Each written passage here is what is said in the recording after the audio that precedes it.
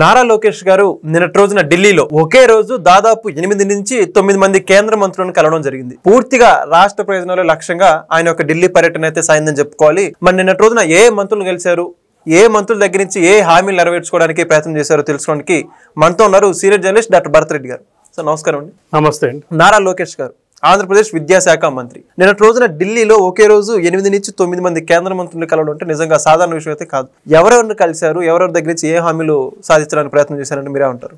రాష్ట్రానికి కేంద్రానికి ఉండే సంబంధాల విషయంలో ఆంధ్రప్రదేశ్ ప్రభుత్వం కానీ మొదటి నుంచి కూడా చంద్రబాబు నాయుడు గతంలో ఎన్డీఏ ప్రభుత్వం ఉన్నప్పుడు కూడా రాష్ట్రానికి కేంద్రానికి సంబంధాలు, రాజకీయ విభేదాలు ఎన్ని ఉన్నప్పటికీ, రాజకీయ విమర్శలు ఎన్ని చేసుకున్నప్పటికీ, సరే ఇప్పుడు ఎన్డీఏ ప్రభుత్వం ఉన్నప్పటికీ, ఉన్నా లేకపోయినప్పటికీ కేంద్ర రాష్ట్ర సంబంధం అనేది ఒక ఫెడరల్ వ్యవస్థలో కేంద్రం రాష్ట్రం పనిచేయాల్సిన అవసరం ఉంటుంది. కొన్ని పన్నులు డైరెక్ట్గా కేంద్రానికి వెళ్తాయి, కొన్ని రాష్ట్రాలకు, కొన్ని కేంద్రానికి వెళ్తుంటాయి. ఇలాంటి సందర్భంలో రాష్ట్రాల వాటాకు సంబంధించి ఎప్పుడు కూడా అంటే రాష్ట్ర ప్రభుత్వాలు, ప్రతిపక్షాలు ఉన్న రాష్ట్ర ప్రభుత్వాలు ఎప్పుడు కూడా కేంద్రంపై పోరాటం చేస్తూనే ఉంటాయి. మాకు అన్యాయం జరిగింది, మాకు సరిగా నిధులు కేటాయించట్లేదు అనే ఈ విమర్శలు.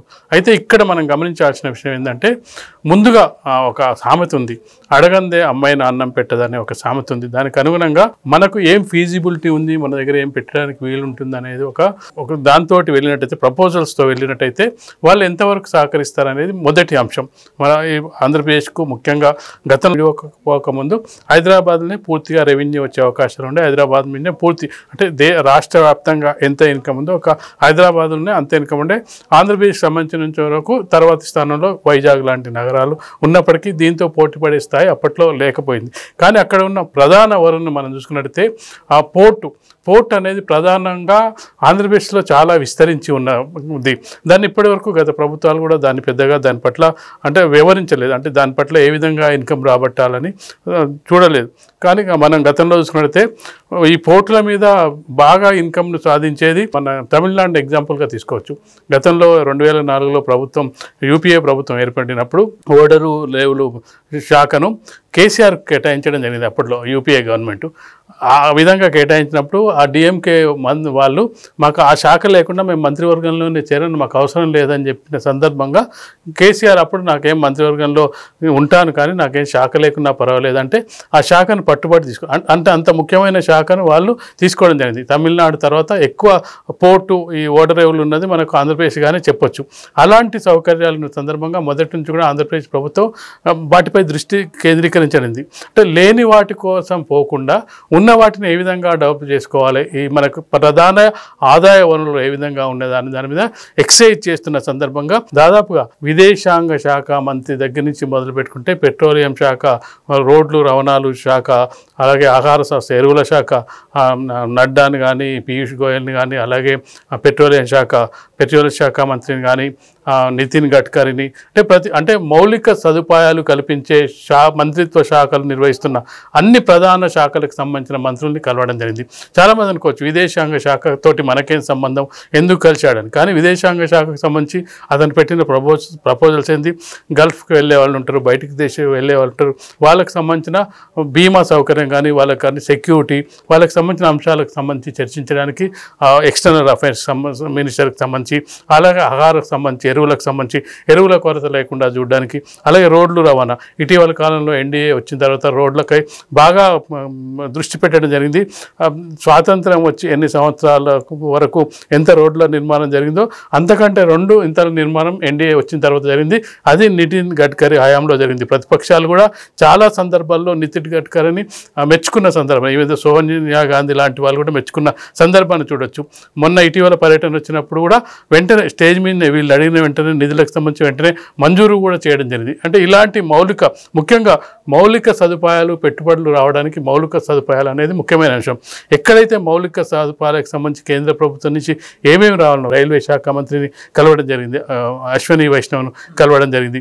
అలాగే పెట్రోలియం ఉత్పాదనకు సంబంధించి పెట్రోలియం శాఖ మంత్రి, ఎరువులు రసాయనాలు, రైతులకు ఇబ్బంది లేకుండా ఎరువుల పంపకానికి సంబంధించి, దానికి సంబంధించి రోడ్లు రవాణాకు సంబంధించి, అంటే ప్రతి శాఖ కూడా మనం గమనించినట్టయితే అది పూర్తిగా ఇన్ఫ్రాస్ట్రక్చర్కి సంబంధించిన శాఖలను కలవడం జరిగింది. వాళ్ళకు ఇక మా దగ్గర ఈ ఫెసిలిటీస్ ఉన్నాయి, మాకు మీరు ఈ విధంగా ఇచ్చినట్టే మా రాష్ట్రం ఏ విధంగా అభివృద్ధి చెందే అవకాశం, అంటే ఫస్ట్ ఒక ప్రపోజల్తో వెళ్ళినట్టయితే ఆ ప్రపోజల్ వాళ్ళు ఎంతవరకు ఫీజిబిలిటీ ఉంది, ఆ ఫీజిబిలిటీ ప్రకారం మనం కేంద్ర ప్రభుత్వం నుంచి ఎంత సహాయం చేయాలి, రాష్ట్ర ప్రభుత్వం ఏమేమి సమీకరిస్తుంది. ముఖ్యంగా రాష్ట్ర ప్రభుత్వానికి బాధ్యత ఏముంటుందంటే ఏదైనా మౌలిక సదుపాయాలకు సంబంధించిన కేంద్ర ప్రభుత్వం నుంచి అనుమతులు రావాలంటే ఇక్కడ భూసేకరణ కానీ, వాటర్ కానీ, పర్యావరణానికి సంబంధించిన అనుమతులు, ఇవన్నీ కూడా రాష్ట్ర ప్రభుత్వం తీసుకోవాల్సిన అంశాలు ఉంటాయి.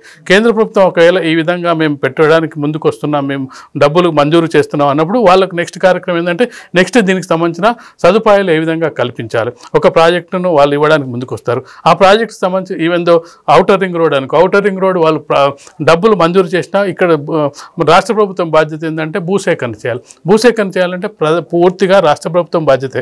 ఎందుకంటే అక్కడ కోల్పోయే రైతులు ఉంటారు, భూములు కోల్పోయే రైతులు ఉంటారు, కొంత ఇళ్ళు కోల్పోయే రైతు, వాళ్ళని కన్విన్స్ చేయాలి, వాళ్ళ నుంచి భూమి సేకరించాలి. ఇది ఒక పెద్ద టాస్క్ రాష్ట్ర ప్రభుత్వానికి. ఇవన్నీ కూడా రాష్ట్ర ప్రభుత్వం చేయాల్సిన పనులు. కేంద్ర ప్రభుత్వం నుంచి ఎంతవరకు వాళ్ళు ఇస్తున్నారు, ఇచ్చిన వాటిల్లో అన్ని ఇస్తారని మనం చెప్పలేం. కొన్ని మంజూరు చేయొచ్చు. మంజూరు చేస్తున్న సందర్భంలో వీటిని ఏ విధంగా ముందుకు తీసుకెళ్ళాలి అంటే ఒక ప్రాజెక్టు స్టార్ట్ అయిన తర్వాత ఆ ప్రాజెక్టును పూర్తయ్యేంత వరకు కూడా దాన్ని వెంటపడాల్సి ఉంటుంది. లేదంటే ఏమైందంటే మధ్యలో అయిపోతుంది. నిధులు ఏమంటారు బూడిదలో పోసిన పన్నీర్లాగా అటు కేంద్ర ప్రభుత్వం దగ్గర వచ్చిన డబ్బులు వేస్ట్ అయిపోతే, రాష్ట్ర ప్రభుత్వం దాని మీద కొంత ఇన్వెస్ట్ చేస్తుంది, అవి వేస్ట్ అవుతాయి. కాబట్టి ఏదైనా ఒక ప్రాజెక్టు మొదలుపెట్టినట్టయితే ఆ ప్రాజెక్టు పూర్తయ్యే వరకు కంప్లీట్ అయినట్టే దాని నుంచి నీకు రిటర్న్స్ వస్తాయి. దాని నుంచి ఫలితాలు ప్రజలు అనుభవించే అవకాశం ఉంటుంది. కాబట్టి దీన్ని దృష్టిలో పెట్టుకొని దాదాపు దానికి సంబంధించి రాష్ట్ర ప్రభుత్వానికి ఏదైతే అనుకూలమైన పరిస్థితులను, రాష్ట్ర ప్రభుత్వానికి ఏ విధంగా అయితే పెట్టుబడులు వస్తాయి, రాష్ట్ర ప్రభుత్వం ఏ విధంగా కన్విన్స్ చేయగలదో ఆ మంత్రులందరినీ కూడా లోకేష్ కలవడం జరిగింది. అందుకు అనుగుణంగా మంత్రులు కూడా రియాక్ట్ అయినట్టుగా మనకు కనిపిస్తుంది. ఓకే, మరి అయితే ఇప్పుడు గతంలో చూసుకుంటే గత ప్రభుత్వంలో పెద్దలు ఎప్పుడైనా సరే ఢిల్లీ వెళ్ళినప్పుడు ఆ ఢిల్లీకి ఎందుకు వెళ్ళారు, ఆ ఢిల్లీ తాలూకా ప్రయోజనాలు ఏంటి అని చెప్పేసి ఎక్కడ కూడా బయటకు అయితే రాలేదు. చాలా బహిర్గతంగా కాకుండా చాలా సీక్రెట్ గా నడిచినటువంటి పరిస్థితి. ఇప్పుడు అలా లేకుండా అంతా కూడా చాలా నిష్పక్షపాతంగా బయటకు వస్తుంది. ఏంటంటారు దాని గురించి? ఖచ్చితంగా గతంలో జగన్మోహన్ రెడ్డి మీద ఉన్న విమర్శ ఏంటంటే ఢిల్లీకి మంత్రులు వెళ్ళిన సందర్భాలు చాలా తక్కువ. మంత్రులంతా కూడా డమ్మీగానే చెప్పొచ్చు. జగన్మోహన్ రెడ్డి వెళ్ళేవాడు, వెళ్ళి కేంద్ర ప్రభుత్వాల పెద్దల్ని, నిర్మలా సీతారామన్ ఇట్లాంటి వాళ్ళని కలిసిన తర్వాత వచ్చి మేము రాష్ట్రానికి సంబంధించిన బయటకు వచ్చి రాష్ట్రానికి సంబంధించిన ప్రాజెక్టులకు మేము అనుమతులకు కోరడం జరిగింది, నిధుల కోసం కోరడం జరిగింది అని చెప్పేవాళ్ళు. కేంద్ర ప్రభుత్వం ఎలాంటి ప్రకటన రాకపోయేది. విమర్శ ఏంటంటే తన మీద ఉన్న కేసులను ఎత్తివేయమని చెప్పి కలవడానికి వెళ్ళాడని జగన్మోహన్ రెడ్డి మీద పెద్ద విమర్శ ఉంది. ఆ విమర్శను కూడా ఎప్పుడు తిప్పుకొట్టిన దాఖలాలు లేవు. నేను ఈ పర్టికులర్ పని మీద వెళ్ళాను, కేంద్ర మంత్రి నిర్మలా సీతారామన్ ఆర్థిక శాఖ మంత్రిని కలిశాను, ఈ ప్రపోజల్స్ ఆమెకి ఇచ్చాను, ఆమె వీటి మీద ఓకే అన్నది, వీటి మీద రిజెక్ట్ చేసింది, వీటిని చూద్దామన్నది, లేకపోతే కొంత సమయం అడిగింది. ఇలాంటి ఎప్పుడు కూడా కేంద్ర ప్రభుత్వం మంత్రుల నుంచి కానీ ఇక్కడ వెళ్ళిన వారి నుంచి కానీ ఎలాంటి మేము ఈ పనుల కోసం వెళ్ళాం.